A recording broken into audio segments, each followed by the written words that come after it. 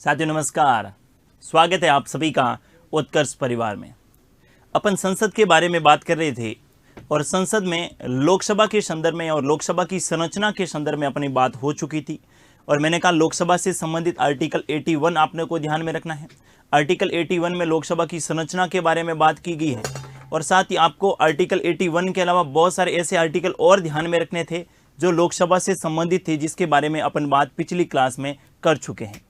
साथ ही मैंने ये बताया था, मैंने कहा लोकसभा में सदस्यों की संख्या कितनी कौन से राज्य से रहेगी, इनका उल्लेख भारतीय संविधान में नहीं किया गया है। इनका उल्लेख जन प्रतिनिधित्व अधिनियम 1951 में किया गया है, ये भी ध्यान में रखना है। जबकि राज्यसभा के सदस्यों की संख्या कौन से राज्य से कितनी रहती है, इसका उल्लेख संविधान की जो 4th शेड्यूल है उसमें किया गया है।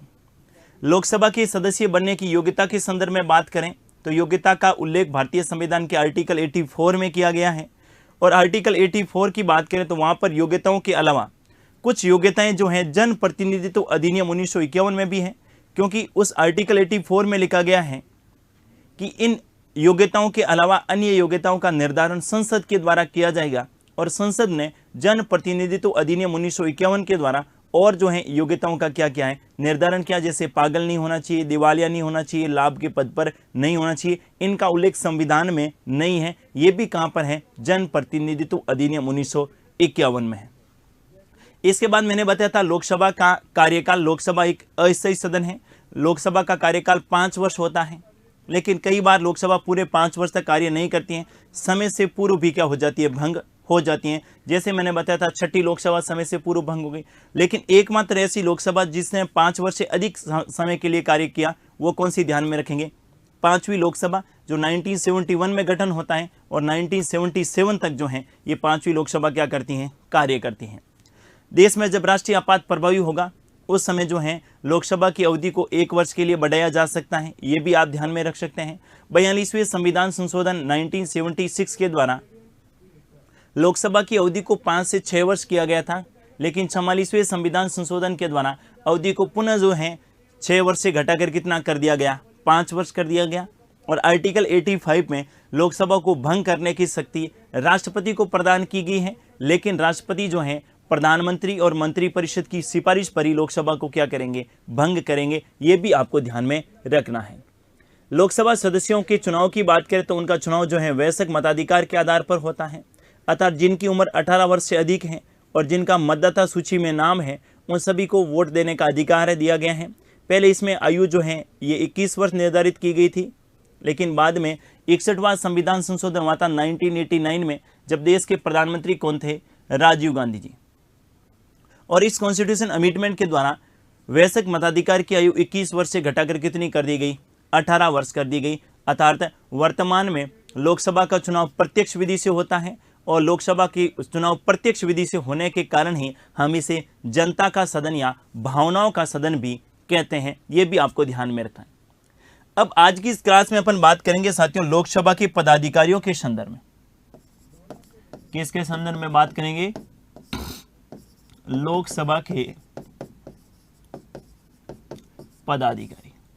देखिए जिस प्रकार से अपने राज्यसभा की पदाधिकारियों के संदर्भ में बात की थी, वैसे के वैसे लोकसभा के कौन कौन से पदाधिकारी रहते हैं और उनके क्या क्या कार्य होते हैं, इनके संदर्भ में बात करेंगे। सबसे पहले आपको ध्यान में रखना है लोकसभा का अध्यक्ष। क्या ध्यान में रखेंगे भाई, लोकसभा का अध्यक्ष। और लोकसभा के अध्यक्ष को अपन क्या बोलते हैं, स्पीकर के नाम से भी जानते हैं। किस नाम से जानते हैं, स्पीकर के नाम से भी जानते हैं, ये भी थोड़ा सा ध्यान में रखना है। दूसरा जो लोकसभा का जो पदाधिकारी होता है उसको अपन बोलते हैं लोकसभा का उपाध्यक्ष। तीसरा जिस पदाधिकारी के बारे में बात करेंगे वो है लोकसभा में नेता सत्ता पक्ष। लोकसभा में नेता सत्ता पक्ष। और लास्ट आप ध्यान में रखेंगे लोकसभा में नेता प्रतिपक्ष, या जिसे अपन क्या बोलते हैं, विपक्ष का नेता। लोकसभा में नेता प्रतिपक्ष या जिसे अपन क्या बोलते हैं, विपक्ष का नेता, ये है लोकसभा के पदाधिकारी। इनके अलावा एक और कई बार प्रश्न पूछ लिया जाता है चीफ व्हिप के बारे में। किसके बारे में, चीफ व्हिप के बारे में, तो इसको भी आप थोड़ा सा ध्यान में रख सकते हैं। सबसे पहले बात करते हैं किसके संदर्भ में, लोकसभा अध्यक्ष। किसके संदर्भ में बात करें भाई, लोकसभा अध्यक्ष। और देखिएगा लोकसभा अध्यक्ष को अपन क्या बोलते हैं, स्पीकर के नाम से भी जानते हैं। आपको ये पता होना चाहिए कि इससे पूर्व जो है प्रोटेम स्पीकर के संदर्भ में अपने बात पिछली क्लास में कर चुके थे, और मैंने बताया था प्रोटेम स्पीकर राष्ट्रपति का प्रतिनिधि होता है। प्रोटेम स्पीकर का संविधान में कहीं पर भी कोई उल्लेख नहीं किया गया है। प्रोटेम स्पीकर के दो कार्य होते हैं। पहला, लोकसभा के जो भी सदस्य हैं उन सभी को क्या दिलाना, शपथ दिलाना। और इनके अलावा जब तक लोकसभा का स्थायी अध्यक्ष नहीं बन जाता है तब तक लोकसभा की क्या करना, अध्यक्षता करना। और जैसे ही लोकसभा का स्थायी अध्यक्ष बन जाएगा, प्रोटेम स्पीकर का पद अपने आप क्या हो जाएगा, समाप्त हो जाएगा। उनको किसी को त्यागपत्र देने की कोई आवश्यकता नहीं रहती है। ये कुछ समय के लिए, कुछ अवधि के लिए बनाया गया एक अस्थायी पद है जो राष्ट्रपति के प्रतिनिधि के रूप में क्या करता है, कार्य करता है। सबसे पहले बात करें लोकसभा अध्यक्ष किसे बनाया जाता है और बनाने की क्या विधि रहती है, इनके संदर्भ में देखिएगा। जैसे ही नई लोकसभा का गठन होता है तो लोकसभा के गठन के पश्चात बहुमत के आधार पर, किन के आधार पर, बहुमत के आधार पर जो है लोकसभा अध्यक्ष जो हैं इनको चुनते हैं। देखिए जरा, नई लोकसभा के गठन के पश्चात क्या ध्यान में रखेंगे, नई लोकसभा के गठन के पश्चात, नई लोकसभा के गठन के पश्चात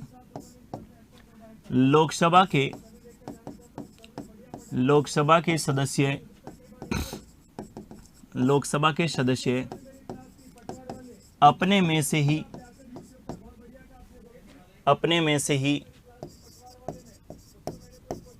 बहुमत के आधार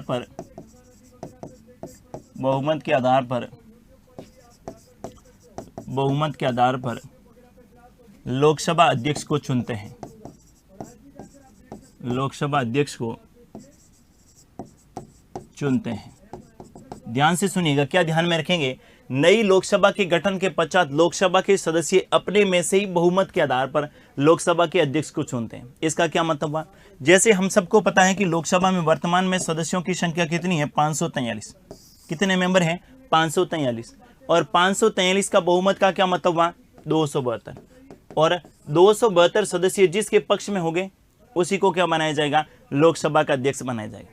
दूसरी बात आपको ये ध्यान में रखनी है, हम सबको पता है कि सरकार उसी राजनीतिक दल की बनेगी जिसका लोकसभा में क्या होता है, बहुमत होता है। भाई सरकार उसी दल की बनेगी, प्रधानमंत्री उसी दल का बनेगा जिसका लोकसभा में क्या है, बहुमत है। तो यहां पर आप क्या ध्यान में रखेंगे कि लोकसभा का अध्यक्ष भी हमेशा कौन सी पार्टी का बनेगा, सत्ताधारी पार्टी का। आपसे प्रश्न पूछा जा सकता है कि लोकसभा का अध्यक्ष हमेशा सत्ताधारी पार्टी का बनेगा, ऐसा क्यों? क्योंकि जिस पार्टी का दल, जिस राजनीतिक दल का लोकसभा में बहुमत होता है, सरकार उसी की बनती है। तो बहुमत के आधार पर यहां पर बन रहा है लोकसभा अध्यक्ष। तो लोकसभा अध्यक्ष भी हमेशा कौन से होगा, किसका रहेगा, तो ये आप ध्यान में रखेंगे, सत्ताधारी दल का। देखिए जरा, लोकसभा अध्यक्ष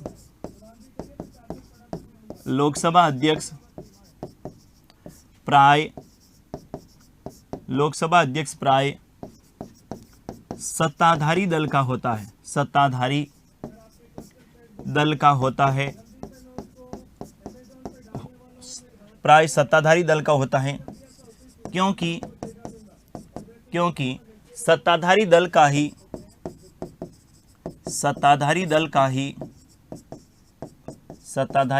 ही लोकसभा में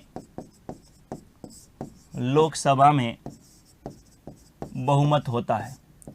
सत्ताधारी दल का ही लोकसभा में क्या होता है, बहुमत होता है। ये भी बात आपको ध्यान में रखें। प्राय इस प्रकार का प्रश्न पूछ लिया जाता है कि लोकसभा का अध्यक्ष सत्ताधारी दल का क्यों होता है, तो आपको ध्यान में रखना है कि लोकसभा का अध्यक्ष का जो है चुनाव बहुमत के आधार पर होता है।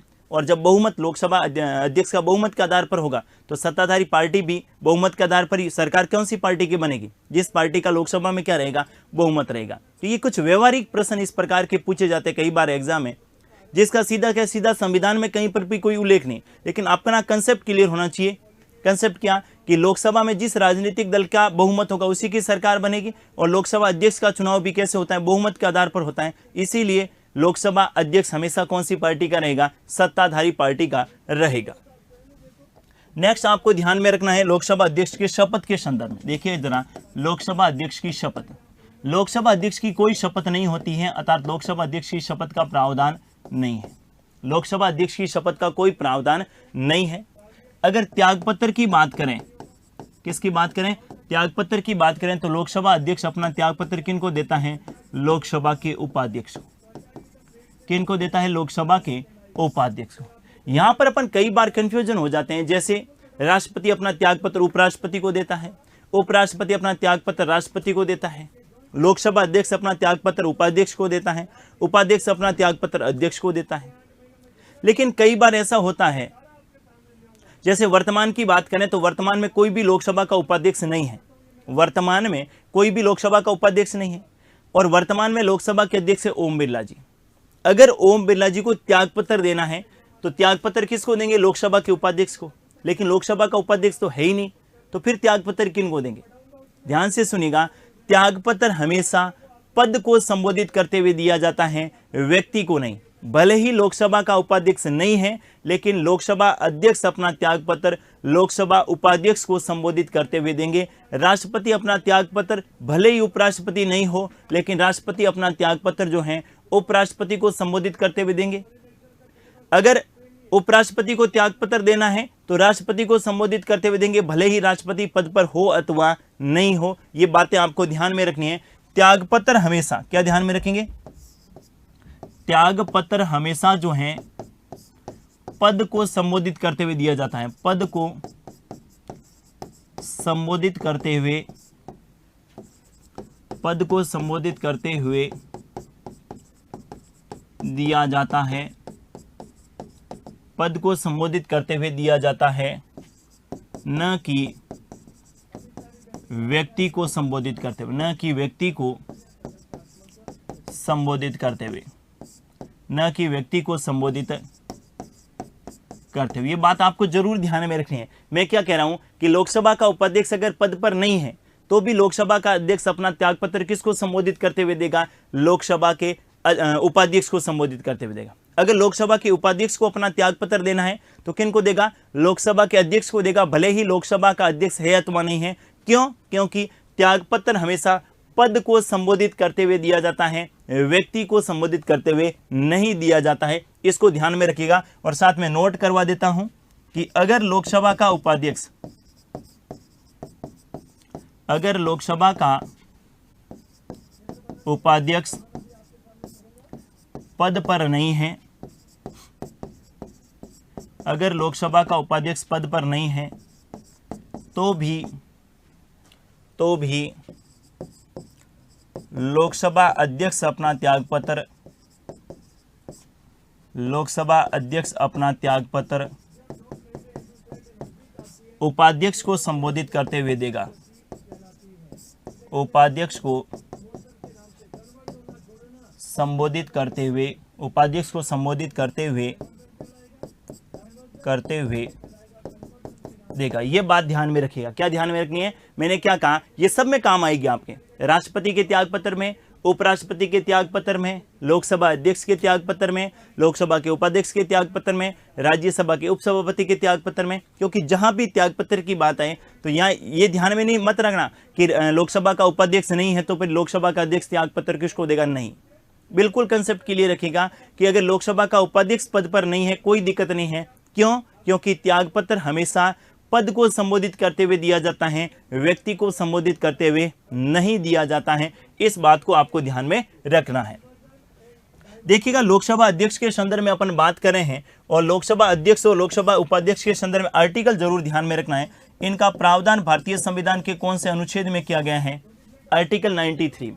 कौन सा अनुच्छेद ध्यान में रखेंगे, अनुच्छेद 93 में लोकसभा के अध्यक्ष और लोकसभा के उपाध्यक्ष से संबंधित प्रावधान किया गया है। ये आर्टिकल ध्यान में रखना है। इसके बाद बात करते हैं लोकसभा अध्यक्ष के कार्यों के संदर्भ। किसके संदर्भ में बात करें, लोकसभा अध्यक्ष के कार्य, लोकसभा अध्यक्ष के कार्य। भी लोकसभा अध्यक्ष क्या कार्य करता है, यह बड़ा महत्वपूर्ण प्रश्न आपको ध्यान में रखना है। देखिए, जिस प्रकार राज्यसभा के सभापति के कार्यों में हमने बात की थी कि राज्यसभा की कार्रवाइयों का संचालन करता है कौन, राज्यसभा का सभापति, उसी प्रकार से लोकसभा की कार्रवाइयों का संचालन, लोकसभा की कार्रवाइयों का संचालन, लोकसभा की कार्रवाइयों का संचालन लोकसभा अध्यक्ष के द्वारा किया जाता है, लोकसभा के अध्यक्ष द्वारा किया जाता है। दूसरी आप ध्यान में रखेंगे, लोकसभा के सदस्यों के बैठने हेतु, लोकसभा के सदस्यों के बैठने हेतु, लोकसभा के सदस्यों के बैठने हेतु स्थानों का आवंटन करना, स्थानों का निर्धारण करना,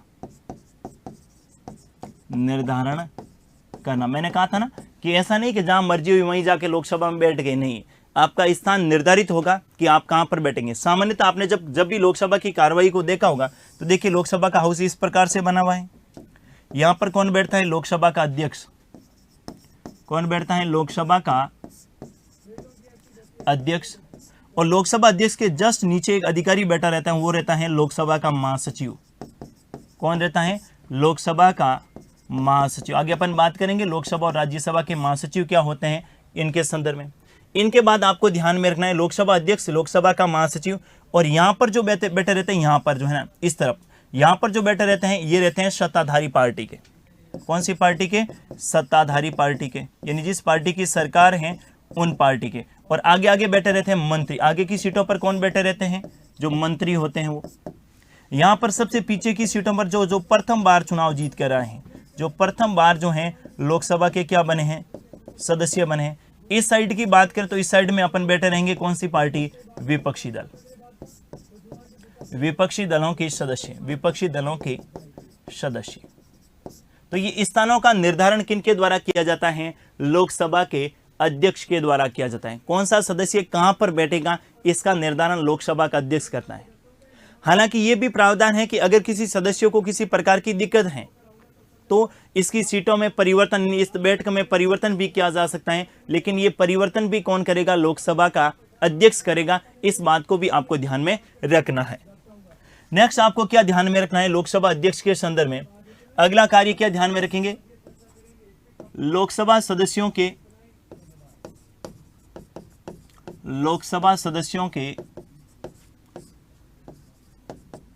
आवास का आवंटन करना। लोकसभा सदस्यों के आवासों का क्या करना?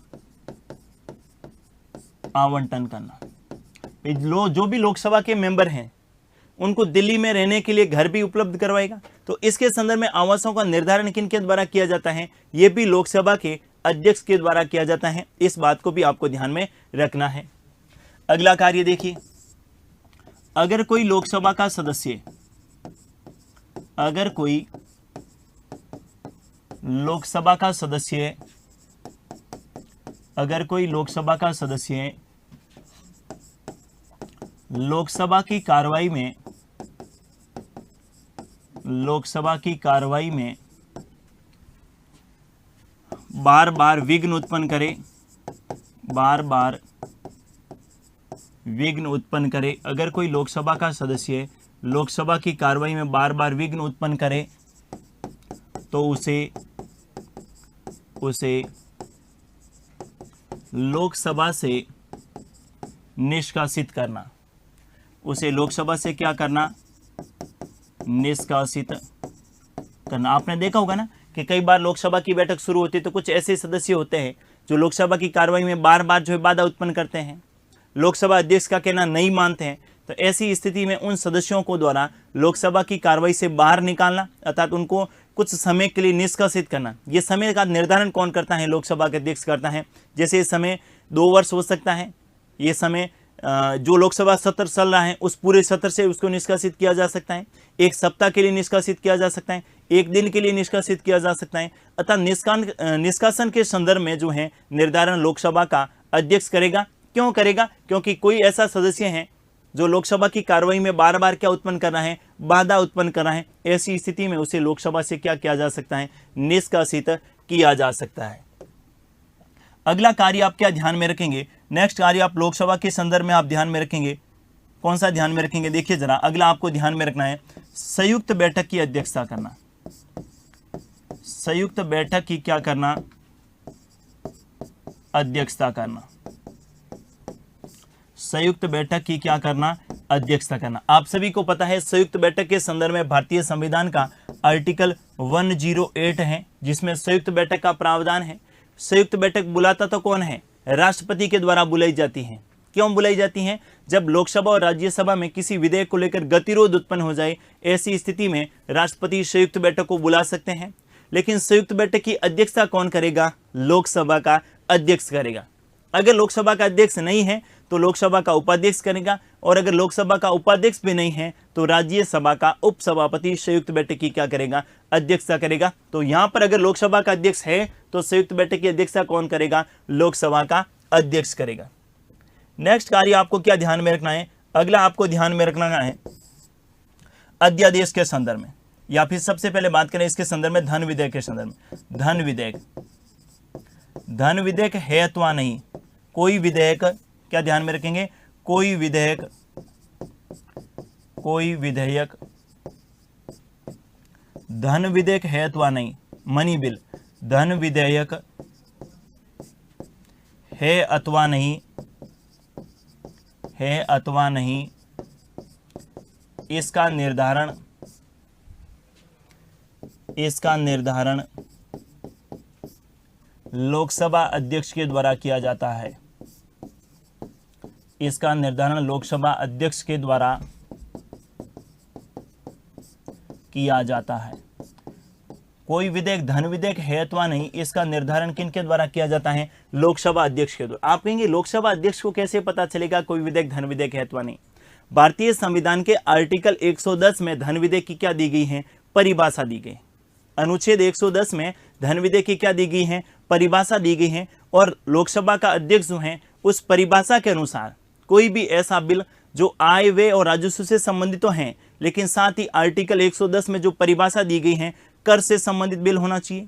भारत की संचित निधि में किसी व्यय को भारित करना है, या भारत में किसी दूसरे देश से उधार लेना है, या संचित निधि या आकस्मिक निधि से संबंधित कोई बात है, तो ऐसा बिल जो क्या कहलाएगा, धन विधेयक कहलाएगा। तो कोई विधेयक धन विधेयक है अथवा नहीं है, इसका निर्धारण भी कौन करता है, लोकसभा का अध्यक्ष करता है। और साथियों यहाँ पर एक बात और ध्यान में रखनी है, लोकसभा अध्यक्ष ने किसी बिल को सर्टिफिकेट दे दिया कि ये धन विधेयक है, इसे किसी भी न्यायपालिका में किसी भी न्यायालय में चुनौती नहीं दी जा सकती। अर्थात लोकसभा अध्यक्ष का निर्णय क्या होगा, अंतिम निर्णय होगा किसके संदर्भ में, धन विधेयक के संदर्भ में। यह बड़ा जबरदस्त तत्व है, आपको इसको ध्यान में रखना है। देखिए जरा, लोकसभा अध्यक्ष के द्वारा, लोकसभा अध्यक्ष के द्वारा, लोकसभा अध्यक्ष के द्वारा किसी विधेयक को, किसी विधेयक को, किसी विधेयक को धन विधेयक बताया गया है, धन विधेयक बताया गया है, तो इसे किसी भी न्यायालय में, किसी भी न्यायालय में चुनौती नहीं दी जा सकती, किसी भी न्यायालय में चुनौती नहीं दी जा सकती, किसी भी न्यायालय में चुनौती नहीं दी जा सकती। ये बात भी आपको ध्यान में रखें। अगर लोकसभा अध्यक्ष ने कह दिया कि ये वाला जो विधेयक है ये धन विधेयक है, तो उसे किसी भी न्यायालय में चुनौती नहीं दी जा सकती। अर्थात इसका क्या मतलब हुआ, लोकसभा अध्यक्ष का निर्णय अंतिम निर्णय होगा। लोकसभा अध्यक्ष का निर्णय, लोकसभा अध्यक्ष का निर्णय कैसा होगा, अंतिम निर्णय होगा। लोकसभा अध्यक्ष का निर्णय कैसा निर्णय होगा, अंतिम निर्णय होगा। ये बात जरूर ध्यान में रखिएगा। प्रश्न पूछा जा सकता है, क्वेश्चन क्या होगा, ध्यान से सुनिएगा। क्वेश्चन पूछा जा सकता है कि किसी बिल को लोकसभा अध्यक्ष ने धन विधेयक की बात कही है, अर्थात धन विधेयक माना है, तो इसे न्यायपालिका में चुनौती दी जा सकती है अथवा नहीं दी जा सकती। आप कहेंगे नहीं, धन विधेयक अगर लोकसभा अध्यक्ष ने कह दिया वो धन विधेयक है तो इसे किसी भी न्यायालय में चुनौती नहीं दी जा सकती, क्योंकि लोकसभा अध्यक्ष का निर्णय क्या होता है, अंतिम निर्णय होता है। देखिए जरा, धन विधेयक के संदर्भ में अपन पहले बात कर चुके हैं, आगे और इसमें डिटेल से बात करेंगे। धन विधेयक के संदर्भ में आपको दो बातें ध्यान में रखनी है। धन विधेयक की परिभाषा, जिसके आधार पर लोकसभा अध्यक्ष किसी बिल को धन विधेयक मानते हैं, आर्टिकल 110 में दी गई है। और धन विधेयक की प्रक्रिया जो है, इसका प्रावधान भारतीय संविधान के आर्टिकल 109 में उल्लेखित की गई है। और धन विधेयक की प्रक्रिया अलग रहेगी, क्योंकि धन विधेयक के संदर्भ में ज़्यादा शक्तिशाली किसे बनाया गया है, लोकसभा को बनाया गया है। राज्यसभा को धन विधेयक के संदर्भ में मात्र 14 दिन का समय दिया जाता है। राज्यसभा धन विधेयक में किसी प्रकार का कोई संशोधन नहीं कर सकती। संशोधन की सिफारिश लोकसभा को कर सकती है, लेकिन लोकसभा इसको माने या नहीं माने ऐसा जरूरी नहीं है। तो ये आगे अपन पढ़ेंगे, लेकिन यहाँ पर धन विधेयक के संदर्भ में आपको लोकसभा अध्यक्ष की शक्ति को क्या रखना है, ध्यान में रखना है। अगला, लोकसभा अध्यक्ष का कार्य आप क्या ध्यान में रखेंगे, दल बदल के संदर्भ में लोकसभा सदस्यों के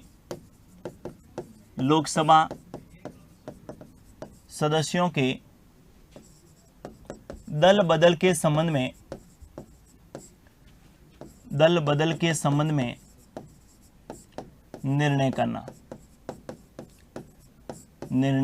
क्योंकि आप सभी को पता है कि जो दल बदल संबंधी कानून है, इसके संदर्भ में निर्णय करने का अधिकार किसको दिया गया है, संबंधित सदन के अध्यक्ष या सभापति को।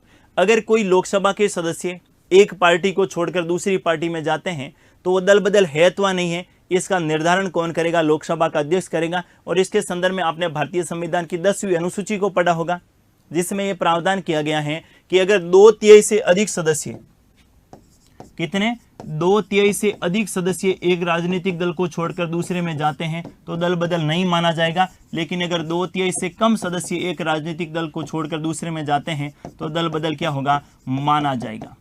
ध्यान से सुनिएगा, 2/3 से कम जा रहे हैं तो दल बदल माना जाएगा, और 2/3 से अधिक जा रहे हैं दल बदल नहीं माना जाएगा। लेकिन इसका निर्धारण कौन करेगा, इसके संदर्भ में निर्णय कौन लेगा, लोकसभा का अध्यक्ष लेगा। अगर सदस्य किनके हैं, लोकसभा के। अगर राज्यसभा के हैं तो कौन लेगा, राज्यसभा का सभापति। अगर विधानसभा के हैं तो विधानसभा का कौन लेगा, अध्यक्ष लेगा। और अगर सदस्य विधान परिषद के हैं तो कौन लेगा, विधान परिषद का सभापति जो है इसके संदर्भ में क्या लेगा, निर्णय लेगा। तो लोकसभा के किसी सदस्यों ने दल बदल किया है और उनको लेकर किसी प्रकार का कोई मामला है तो उसके संदर्भ में निर्णय कौन करेगा, लोकसभा का अध्यक्ष करेगा। लेकिन यहाँ पर क्लियर है, अगर 2/3 से अधिक सदस्यों ने दल बदल किए हैं तो दल बदल नहीं माना जाएगा, 2/3 से कम ने किए हैं दल बदल माना जाएगा। दूसरी बात, एक पूरे राजनीतिक दल का विलय दूसरे राजनीतिक दल में हो जाता है तो दल बदल 2/3 किन का, जैसे मान लेते हैं एग्जाम्पल के तौर पर कोई भी एक राजनीतिक दल मान लेते हैं, जैसे तृणमूल कांग्रेस। कौन सा मान लेते हैं, तृणमूल कांग्रेस। और तृणमूल कांग्रेस से लोकसभा में कितने मेंबर थे, तो लोकसभा में 30 सदस्य थे। तृणमूल कांग्रेस से लोकसभा में कितने मेंबर थे, 30 मेंबर थे। अब 30 में से क्या हुआ, 30 में से 25 सदस्यों ने तृणमूल कांग्रेस को छोड़कर कौन सी पार्टी ज्वाइन कर ली, बीजेपी कर ली। तो बताइए जरा, दल बदल माना जाएगा या नहीं माना जाएगा। नियम क्या कह रहा है, 2/3 से अधिक गए हैं दल बदल नहीं माना जाएगा। यहाँ पर 30 में से 25 गए हैं तो सीधी सी बात है 2/3 से अधिक गए दल बदल नहीं माना जाएगा। अगर 30 में से 5 सदस्य, 30 में से 5 सदस्य जो हैं ये छोड़कर कौन सी पार्टी में चले जाते हैं, बीजेपी में चले जाते हैं, तो 2/3 से कम था और 2/3 से कम था तो इसमें क्या माना जाता, दल बदल। पहले ये जो 2/3 हैं इनके स्थान पर पहले जो है 1/3 था। हालांकि दल बदल के संदर्भ में पढ़ा था, मैंने आपको बताया था कि पहले जो 85वां संविधान संशोधन किया गया था उनके द्वारा 1/3 निर्धारित किया गया था, लेकिन बाद में इसमें परिवर्तन करके कितना किया गया है, 2/3 किया गया है। तो ये थोड़ा सा ध्यान में रखना है। अगर कोई लोकसभा का सदस्य दल बदल करता है उसके संदर्भ में निर्णय कौन करेगा, लोकसभा का अध्यक्ष करेगा। कौन करेगा, लोकसभा का अध्यक्ष करेगा। यह भी आपको ध्यान में रखना है। लास्ट और बड़ा महत्वपूर्ण बिंदु आपको ध्यान में रखना है कि भले ही लोकसभा भंग हो जाए, भले ही लोकसभा का कार्यकाल समाप्त हो जाए, लेकिन जब तक नई लोकसभा का गठन नहीं हो जाता है और नई लोकसभा के गठन का प्रथम अधिवेशन नहीं हो जाता है, तब तक लोकसभा अध्यक्ष का पद रिक्त नहीं होगा। मैं क्या कहना चाह रहा हूं कि वर्तमान में 17वीं लोकसभा चल रही है। कौन सी लोकसभा चल रही है, 17वीं लोकसभा। और 17वीं लोकसभा का कार्यकाल मान लेते हैं 2022 में। वर्तमान में कौन सी लोकसभा चल रही है भाई, 17वीं लोकसभा। और 70वीं लोकसभा की बात करें तो अपन मान लेते हैं 2019 में चुनाव हुए और 2024 में जो है इनका कार्यकाल क्या हो जाएगा, समाप्त हो जाएगा। और 24 में भी मैं ऐसे मान लेते हैं एग्जाम्पल के तौर पर मई में समाप्त होगा। कब समाप्त हुआ होगा? मई में। तो बाकी जितने भी लोकसभा के मेंबर थे उनका जैसे ही लोकसभा भंग हुई, लोकसभा का कार्यकाल समाप्त हो गया, सबका कार्यकाल क्या हो जाएगा, समाप्त हो जाएगा। लेकिन ये जो लोकसभा के अध्यक्ष हैं ये तब तक इनको अधिकार रहेगा जब तक नई लोकसभा का गठन नहीं हो जाता। और मान लेते हैं नई लोकसभा का गठन जो है ये आपके अगस्त 2024 में हो, और गठन का जो प्रथम अधिवेशन होगा, इसके गठन से ही बात नहीं है, गठन के पश्चात जो प्रथम अधिवेशन होगा, जो प्रथम बैठक होगी, तब तक जो है ये पुराना वाला लोकसभा अध्यक्ष ही पद पर बना रहेगा। ये बड़ा जबरदस्त तत्व बिंदु है, इसको जरूर ध्यान में रखिएगा। प्रश्न हाल ही के पीसीएस एग्जाम में पूछा गया कि लोकसभा अध्यक्ष का कार्यकाल होता है। क्वेश्चन क्या था, ध्यान से सुनिएगा। मैं हर बार आपको नया बताने का प्रयास कर रहा हूं क्योंकि बदलते एग्जाम पैटर्न में प्रश्नों का लेवल किस स्तर तक पहुंच चुका है वो आपको ध्यान में रखते हुए अपने को अध्ययन करना है। प्रश्न ये पूछा गया है, ये सारे कार्य तो पढ़ के जाएंगे, सबको पता है। नया बिंदु कौन सा ध्यान में रखना है कि जब तक नई लोकसभा के गठन के पश्चात प्रथम बैठक नहीं हो जाती तब तक पुराने वाले लोकसभा का अध्यक्ष का जो कार्यकाल है वो समाप्त नहीं होगा। और एग्जाम्पल के माध्यम से समझे, मैंने कहा 70वीं लोकसभा चल रही है जिनका कार्यकाल मान लेते हैं मई 2024 में समाप्त होगा, और अगली लोकसभा का गठन की प्रथम बैठक अगस्त 2024 तक हुई, तब तक ये लोकसभा अध्यक्ष कार्य करेगा। बाकी के सदस्यों का कार्य क्या हो जाएगा, समाप्त हो जाएगा कार्यकाल। लेकिन लोकसभा अध्यक्ष जो है नई लोकसभा के गठन के प्रथम अधिवेशन तक या प्रथम बैठक तक लोकसभा अध्यक्ष के पद पर बना रहेगा। ये बात भी आपको ध्यान में रखनी है। देखिए जरा क्या ध्यान में रखेंगे, लोकसभा अध्यक्ष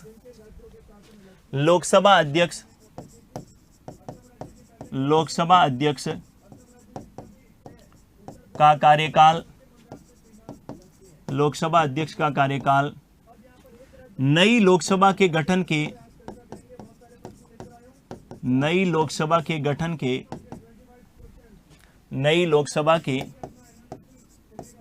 के प्रथम बैठक तक होगा, प्रथम बैठक तक होगा। कब तक होगा, नई लोकसभा के गठन के प्रथम बैठक तक क्या होगा, लोकसभा अध्यक्ष का क्या रहेगा, कार्यकाल रहेगा। ये बड़ा जबरदस्त है, इसको थोड़ा सा ध्यान में रखना है। अब देखिए जरा, लोकसभा के प्रथम अध्यक्ष, लोकसभा के प्रथम अध्यक्ष, और लोकसभा के प्रथम अध्यक्ष कौन बने थे, तो आपको ध्यान में रखना है, लोकसभा के प्रथम अध्यक्ष बने थे गणेश वासुदेव मावलंकर। गणेश वासुदेव मावलंकर, जिसे अपन जीवी मावलंकर के नाम से भी जानते हैं। ये लोकसभा के प्रथम अध्यक्ष थे और प्रथम लोकसभा का गठन कब हुआ था, 1952 में। दूसरी बात आप क्या ध्यान में रखेंगे, इन गणेश वासुदेव मावलंकर के संदर्भ में पद पर रहते निधन, पद पर रहते निधन, प्रथम लोकसभा के अध्यक्ष जिनका पद पर रहते देहांत हुआ कौन थे, गणेश वासुदेव मावलंकर। दूसरी बात ध्यान में रखेंगे, इन्हें लोकसभा का जनक भी कहा जाता है। क्या कहा जाता है, लोकसभा का जनक भी कहा जाता है। और इनके संदर्भ में और क्या ध्यान में रखेंगे, गणेश वासुदेव मावलंकर जो हैं अंतरिम संसद के अध्यक्ष भी थे। अंतरिम संसद के अध्यक्ष कौन थे, अंतरिम संसद। अंतरिम संसद जो संविधान सभा थी उसे अंतरिम संसद कहा जाता था। अर्थात संविधान सभा दो कार्य करती थी, एक तो संविधान का निर्माण करना और दूसरा कौन सा कार्य करना, जब तक संसद का निर्माण नहीं हो जाता तब तक जो है कानून निर्माण के कार्य भी इसी जो है संविधान सभा के द्वारा किया जाता था। और जब संविधान का निर्माण होता था उस समय अध्यक्षता डॉक्टर राजेंद्र प्रसाद जी करते थे, लेकिन जब जो है संसद से संबंधित कार्य होता था उस समय अध्यक्षता कौन करते थे, गणेश वासुदेव मावलंकर करते थे। और लोकसभा के प्रथम अध्यक्ष कौन थे, गणेश वासुदेव मावलंकर।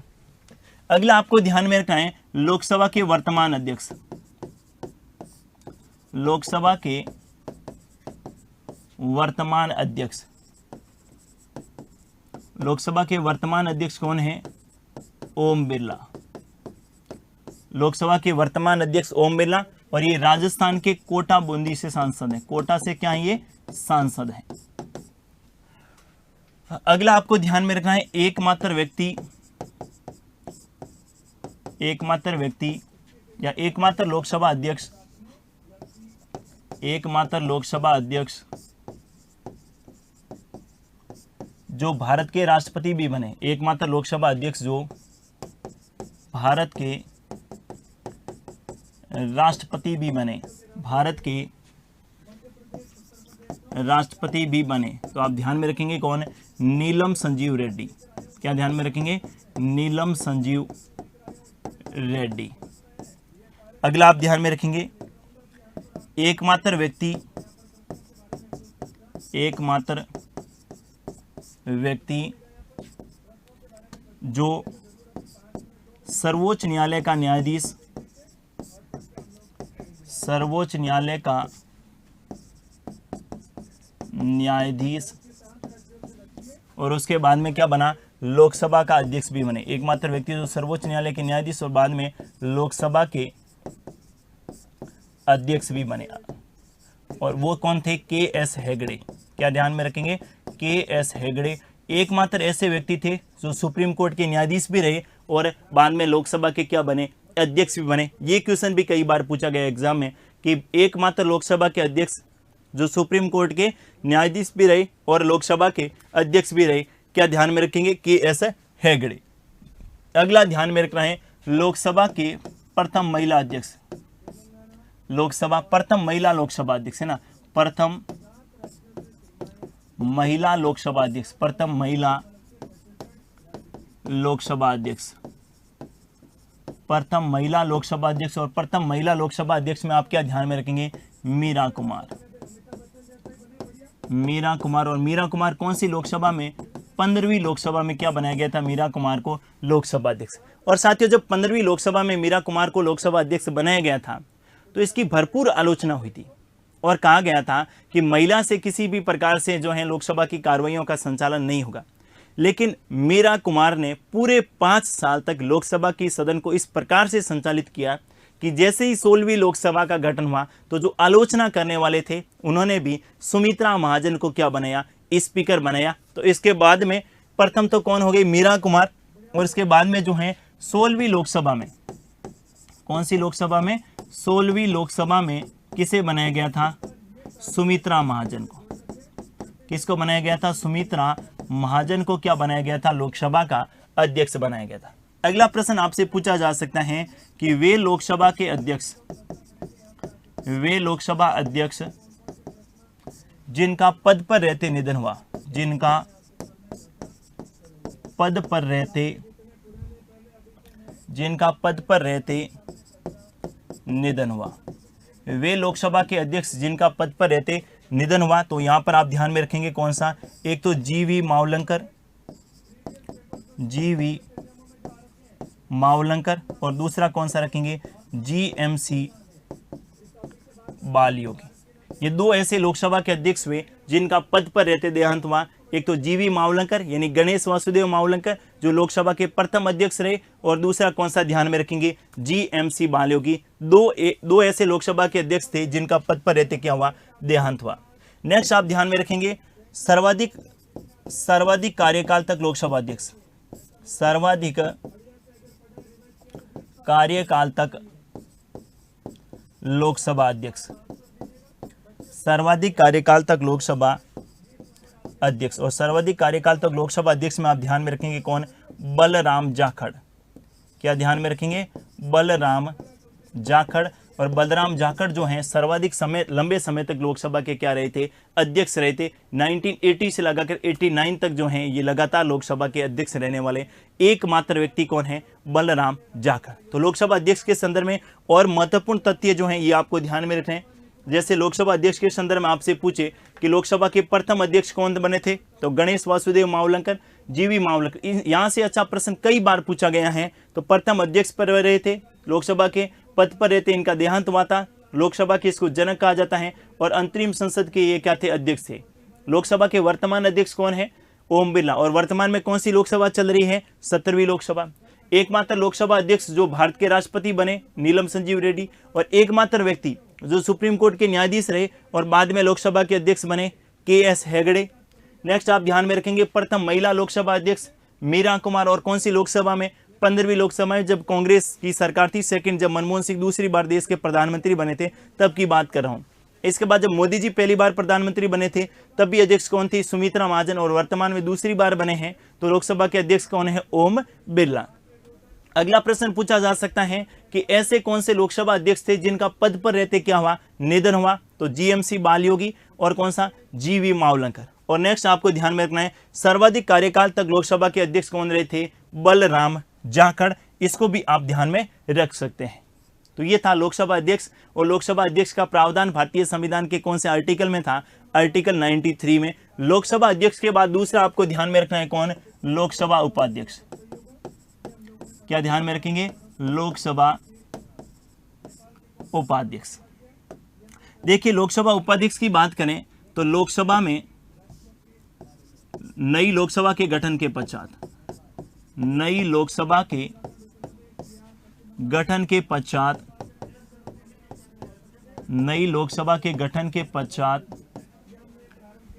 लोकसभा के सदस्य, लोकसभा के सदस्य, लोकसभा के सदस्य अपने में से ही, अपने में से ही बहुमत के आधार पर, अपने में से बहुमत के आधार पर लोकसभा उपाध्यक्ष को चुनते हैं। और जिस प्रकार लोकसभा के अध्यक्ष को चुनते हैं ना, उसी प्रकार लोकसभा के उपाध्यक्ष को भी चुनते हैं। यानी लोकसभा के सदस्य बहुमत के आधार पर लोकसभा के उपाध्यक्ष को चुनते हैं। लेकिन भारत में एक परंपरा ये रही है, क्या परंपरा रही है? ध्यान से सुनिएगा। परंपरा ये रही है कि लोकसभा का उपाध्यक्ष जो है ये विपक्षी दल की पार्टी का बनाया जाता है। ध्यान से सुनिएगा, अध्यक्ष तो सत्ताधारी पार्टी का होगा, लेकिन लोकसभा का उपाध्यक्ष सामान्यतः विपक्षी दल का बनाया जाए। ऐसा संविधान में कहीं पर भी कोई उल्लेख नहीं किया गया है, लेकिन भारत में एक परंपरा बनी। क्या परंपरा है? भारत में एक परंपरा है, भारत में एक परंपरा रही है। और क्या परंपरा रही है? कि लोकसभा का उपाध्यक्ष, लोकसभा उपाध्यक्ष हमेशा विपक्षी दल का बनाया जाता है, विपक्षी दल का बनाया जाता है।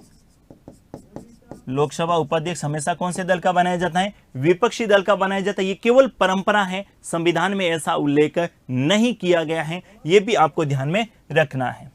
इनके बाद बात करें शपथ की, लोकसभा उपाध्यक्ष की शपथ के बारे में बात करें। लोकसभा उपाध्यक्ष की शपथ, तो लोकसभा उपाध्यक्ष की शपथ का कोई प्रावधान नहीं है, अर्थात प्रावधान नहीं है। नेक्स्ट आप ध्यान में रखेंगे, इसके बाद में लोकसभा उपाध्यक्ष का त्याग पत्र, लोकसभा उपाध्यक्ष का त्याग पत्र। तो लोकसभा उपाध्यक्ष अपना त्याग पत्र किसको देता है? लोकसभा के अध्यक्ष को। किसको देता है? लोकसभा के अध्यक्ष को। और अध्यक्ष अपना त्याग पत्र किसको देता है? उपाध्यक्ष को। फिर से मैं वही बात रिपीट कर रहा हूं, त्याग पत्र पद को संबोधित करते हुए दिया जाता है, व्यक्ति को संबोधित करते हुए नहीं दिया जाता है।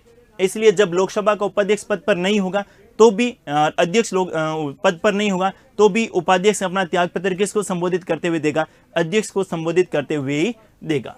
अब बात करते हैं लोकसभा उपाध्यक्ष के कार्य। लोकसभा उपाध्यक्ष के कार्य, देखिएगा, लोकसभा उपाध्यक्ष के कार्य की बात करें तो यहां पर आपको ध्यान में रखना है, सामान्यतः लोकसभा उपाध्यक्ष का, सामान्यतः लोकसभा उपाध्यक्ष का कोई कार्य नहीं होता है, कोई कार्य नहीं होता है। वो लोकसभा सदस्य के रूप में कार्य करता है, वो लोकसभा सदस्य के रूप में कार्य करता है, लोकसभा सदस्य के रूप में कार्य करता है। लेकिन एक बात यहां पर जरूर ध्यान में रखिएगा, लेकिन जिस समिति में लोकसभा उपाध्यक्ष शामिल होता है, जिस समिति में लोकसभा उपाध्यक्ष शामिल होता है, लोकसभा उपाध्यक्ष शामिल होता है, उस समिति का अध्यक्ष, उस समिति का अध्यक्ष हमेशा, उस समिति का अध्यक्ष हमेशा लोकसभा उपाध्यक्ष होगा। उस समिति का अध्यक्ष हमेशा कौन होगा? लोकसभा का उपाध्यक्ष होगा। पहली बात तो ये ध्यान में रखेंगे। फिर संसद की बहुत सारी समितियां बनती हैं, जिस समिति में लोकसभा उपाध्यक्ष शामिल होता है उस समिति का अध्यक्ष हमेशा कौन होगा? लोकसभा का उपाध्यक्ष होगा। और दूसरा कार्य आप ध्यान में रखेंगे कि जब लोकसभा का अध्यक्ष, दूसरा कार्य क्या है? जब लोकसभा का अध्यक्ष, जब लोकसभा का अध्यक्ष क्या हो? अनुपस्थित हो, जब लोकसभा का उपाध्यक्ष क्या हो? अनुपस्थित हो, तो लोकसभा की कार्रवाइयों को संचालित, तो लोकसभा की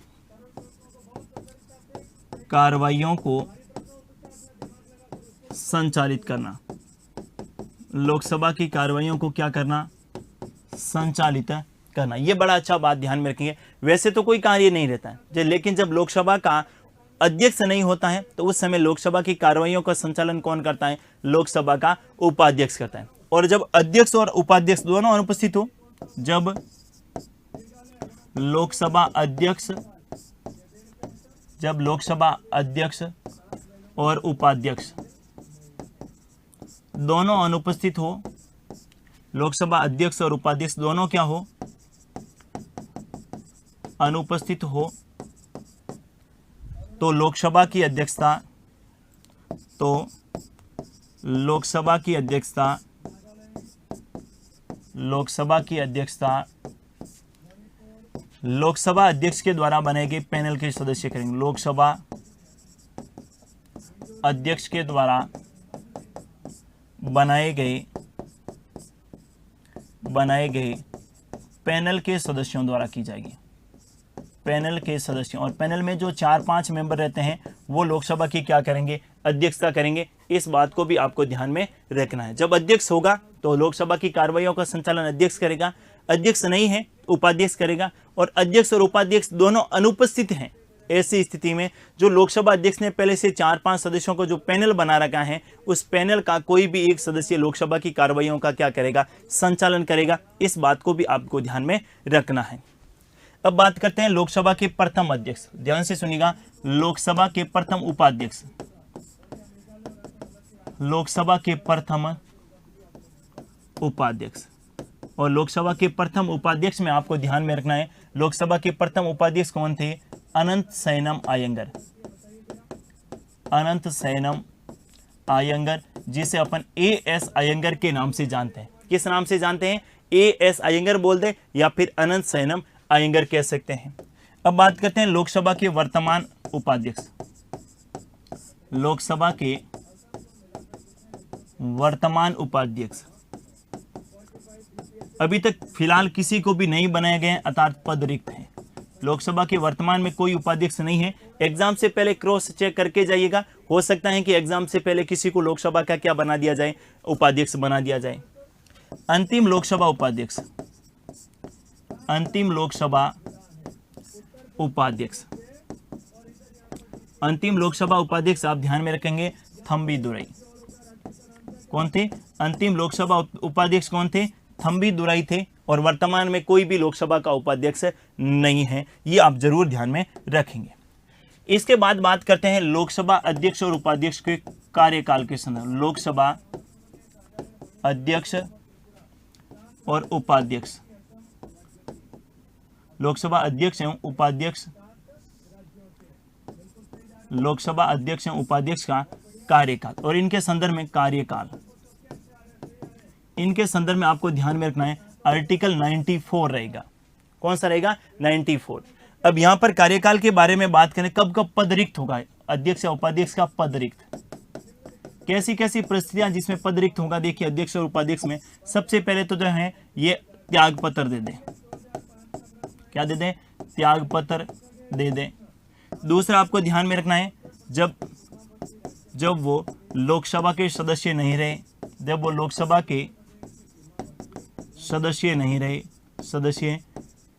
रहे।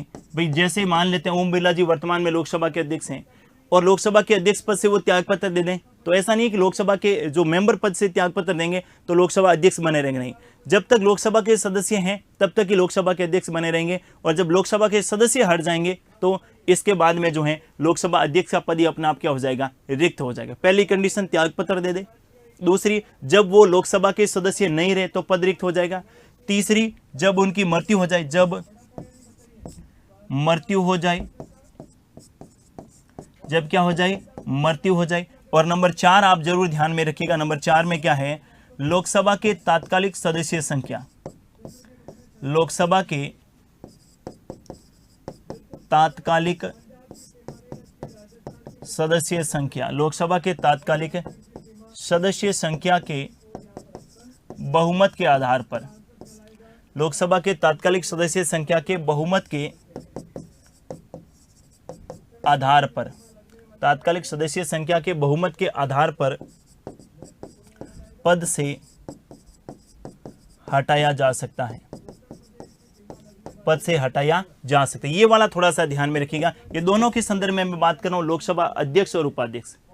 लोकसभा अध्यक्ष और उपाध्यक्ष को पद से हटाने के लिए लोकसभा में कौन से बहुमत की आवश्यकता होती है, लोकसभा के तात्कालिक सदस्य संख्या के बहुमत की आवश्यकता होती है, और लोकसभा में तात्कालिक सदस्य संख्या के बहुमत के आधार पर इनको पद से हटाया जा सकता है। ये प्रावधान भारतीय संविधान के कौन से आर्टिकल में लिखा गया है, 94। और तात्कालिक सदस्य संख्या क्या होती है, इसके संदर्भ में मैंने पिछली क्लास में बात की थी। यानी लोकसभा में कुल सदस्य संख्या 543 है, और हो सकता है 4-5 सीटें खाली हो, और उसके बाद में जो है कितनी सीटें खाली होने का मतलब है सदस्य नहीं हो, मृत्यु हो गई हो, त्यागपत्र दे दिया हो, पद रिक्त हो। इनके अलावा मान लेते हैं 543 में से 530 सीटें हैं, तो 530 का क्या होना चाहिए, बहुमत होना चाहिए। उपस्थित मतदान में कितने भाग ले रहे हैं कोई मैटर नहीं है।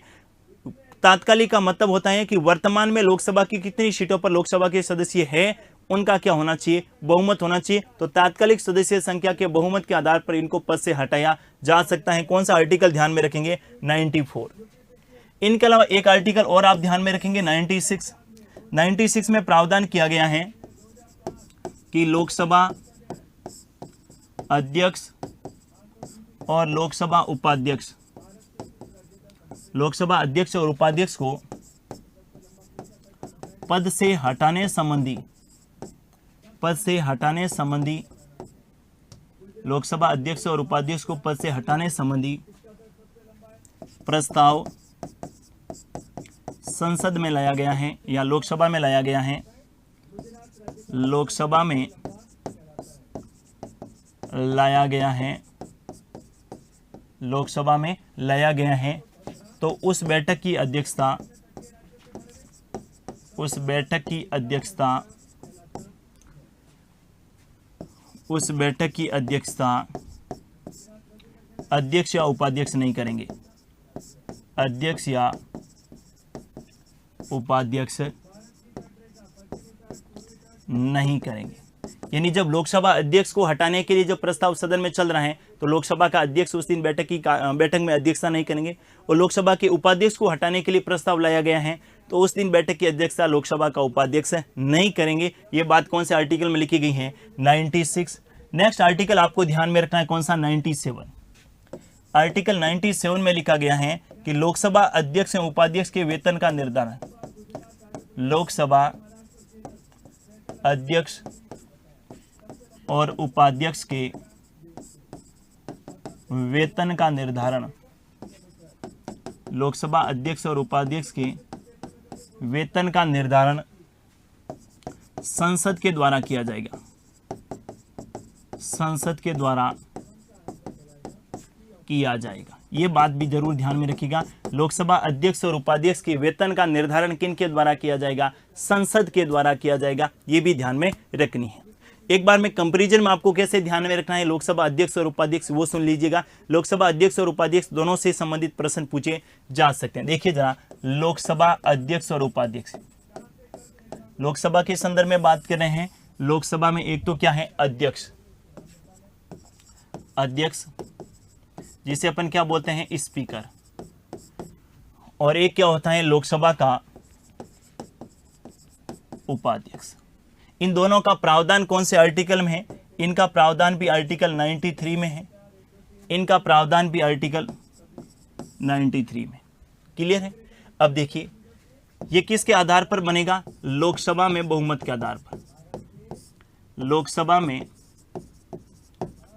बहुमत के आधार पर, लोकसभा में बहुमत के आधार पर। ये किस आधार पर बनेगा? तो ये भी लोकसभा में बहुमत के आधार पर। बिल्कुल समानता है दोनों में, देखिए लोकसभा में बहुमत के आधार पर। अगला आपको क्या ध्यान में रखना है? नेक्स्ट आपको ध्यान में रखना है शपथ के संदर्भ में। इनकी भी कोई शपथ नहीं होती है, इनकी भी कोई शपथ नहीं होती है। अगला आप क्या ध्यान में रखेंगे? त्यागपत्र। तो लोकसभा अध्यक्ष अपना त्यागपत्र किनको देगा? उपाध्यक्ष को। और उपाध्यक्ष अपना त्यागपत्र किनको देगा? लोकसभा के अध्यक्ष को। इनके बाद ध्यान में रखेंगे आर्टिकल 97 में क्या लिखा गया है? आर्टिकल 97 में लिखा गया है वेतन का निर्धारण। वेतन का निर्धारण किनके द्वारा किया जाएगा? संसद के द्वारा। और यहां पर भी आर्टिकल 97 में क्या ध्यान में रखेंगे?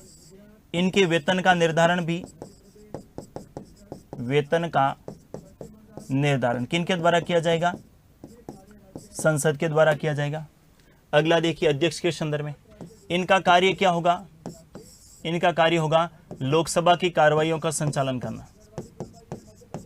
लोकसभा की कार्रवाई का संचालन। और इनका कार्य क्या होगा? इनका कार्य होगा लोकसभा अध्यक्ष की अनुपस्थिति में, लोकसभा अध्यक्ष की अनुपस्थिति में, लोकसभा अध्यक्ष की अनुपस्थिति में लोकसभा की कार्रवाई का संचालन, लोकसभा की कार्रवाई का क्या करना? संचालन करना। अगला क्या ध्यान में रखेंगे? नेक्स्ट आप इनके संदर्भ में ध्यान में रखेंगे कि लोकसभा अध्यक्ष, प्रथम लोकसभा अध्यक्ष प्रथम कौन थे? तो प्रथम में आप ध्यान में रखेंगे गणेश वासुदेव मावलंकर। गणेश वासुदेव मावलंकर। इनमें वर्तमान में कौन है? वर्तमान में आप ध्यान में रखेंगे कौन है? ओम बिरला। इनके प्रथम की बात करें तो प्रथम है अनंत शयनम अयंगर थे। कौन थे? अनंत शयनम अयंगर। और वर्तमान में कौन है? तो वर्तमान में पद रिक्त है, पद रिक्त है। इनके अलावा एक बात और आप ध्यान में रखेंगे, हटाने की प्रक्रिया। हटाने की प्रक्रिया उल्लेख कौन से आर्टिकल में? 94। इनके भी हटाने की प्रक्रिया, उपाध्यक्ष को भी हटाने की प्रक्रिया, और हटाने की प्रक्रिया का उल्लेख कौन से आर्टिकल में? 94। दोनों को हटाने की प्रक्रिया समान है। क्या है? तात्कालिक सदस्य संख्या का बहुमत। लोकसभा में तात्कालिक सदस्य संख्या का बहुमत, तात्कालिक सदस्य संख्या का बहुमत। और आर्टिकल 96 क्या कह रहा है? 96 ये कह रहे हैं कि जब हटाने के लिए प्रस्ताव लाया गया है उस समय ये इसकी अध्यक्षता नहीं करेंगे, बस ये है लोकसभा का अध्यक्ष और लोकसभा का उपाध्यक्ष। एक और समानता बात आप ध्यान में रखेंगे कि जब भी ये लोकसभा की अध्यक्षता करेंगे वो सामान्य परिस्थितियों में इनको मत देने का अधिकार नहीं होगा, लेकिन ये निर्णायक वोट दे सकते हैं। इसका क्या मतलब हुआ? निर्णायक वोट का मतलब होगा कि जब मत बराबर हो जाए ऐसी परिस्थितियों में इन्हें वोट देने का अधिकार रहेगा, बाकी सामान्य परिस्थितियों में ये वोट नहीं दे सकते। ये भी आपको ध्यान में रखना है। भले ही रट्टा मार के याद करें या फिर तुलनात्मक रूप से याद करें, मैंने कहा पहले डिटेल में जानिएगा और उसके बाद में इसको कंपेरिजन में पढ़िएगा, दोनों आर्टिकल भी याद हो जाएंगे। देखिए जरा, लोकसभा में अध्यक्ष उपाध्यक्ष दोनों का प्रावधान आर्टिकल 93 कैसे बनते हैं? ये भी लोकसभा में बहुमत के आधार पर, ये भी लोकसभा में बहुमत के आधार पर। इनकी भी शपथ नहीं होती है, इनकी भी शपथ नहीं होती है। लोकसभा अध्यक्ष अपना त्यागपत्र उपाध्यक्ष को देता है, उपाध्यक्ष अपना त्यागपत्र अध्यक्ष को देता है। इनके वेतन का निर्धारण संसद करेगी, आर्टिकल 97। इनके वेतन का निर्धारण भी संसद करेगी, आर्टिकल 97। इसके बाद में इनका कार्य लोकसभा की कार्रवाइयों का संचालन करना। इनका कार्य जब लोकसभा का अध्यक्ष नहीं हो तो लोकसभा की कार्रवाइयों का संचालन करना। प्रथम कौन से? गणेश वासुदेव मावलंकर। इनमें प्रथम कौन थे? अनंत सैनम आयंगर। वर्तमान में कौन है? ओम बिरला। यहाँ पर वर्तमान में अभी तक नहीं है कोई भी, लेकिन हमेशा सामान्यतः जो है परंपरा रही है विपक्षी दल के सदस्यों को बनाया जाएगा।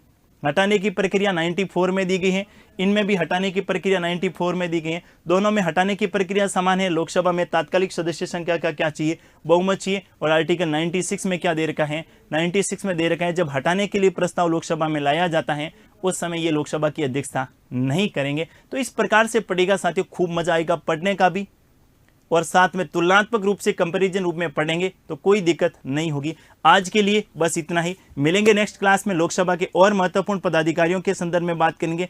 साथ ही अपन बात करेंगे लोकसभा की कौन से विशेषाधिकार हैं, कौन सी ऐसे कार्य हैं जो राज्यसभा को प्राप्त नहीं है, केवल लोकसभा को प्राप्त हैं, उनके संदर्भ में। थैंक यू, धन्यवाद।